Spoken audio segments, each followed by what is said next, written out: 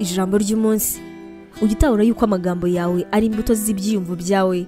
Imana yaguhaye umunwa n'ubwenge bwo gukuza imbaraga zawe kugira ngo wongere ubushobozi bwawe. Amagambo yawe agomba kwerekana ibyifuzo byawe. Erekana ibyiringiro byawe mu nzozi zawe, wishyiraho gahunda yo gutsinda ibitekerezo bibi ndetse n'amagambo. Ibiganiro byawe nibigomba kongera inzozi zawe. Amagambo yawe ashobora kugabanya byoroshye inzozi niba urimo kuvuga ibinyuranye n'igihe kizaza. Ntukemere yuko amagambo yawe asenya inzozi zawe. Yesu yavuze yuko amagambo yawe ahishura umutima ufite. Ese wari uzi yuko amagambo yaremye isi? Soma mu ntangiriro igice cya mbere. Amagambo rero nayo ashobora kurema isi yawe. Amagambo ashobora guhuza abantu. Amagambo ni ikiraro cy'ahazaza hawe.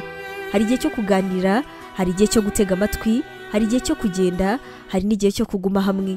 Soma mu Migani igice cya 18 umurongo wa 21. Guceceka kuravuga cyane. Komeza guceceka mu guhishura ibyangiritse umwanzi yakoze. Reba Yesu umwigisha wawe yarazi igihe cyo kuvuga ndetse n'igihe cyo guceceka. Igihe abantu bari bashonjeye ubumenyi, Yesu yaravugaga amasaha menshi. Ageze mu cyumba cya Ponsiyo Pilato, ukuri kwe kwarirengagijwe ahitamo guceceka. Ushobora kwigira kuri ibi ngibi rega nawe. Bizakugirira akamaro mu buryo bwose mu gihe ugerageza kuvumbura ndetse no guteza imbere inzozi zawe. Imana iguhe umugisha.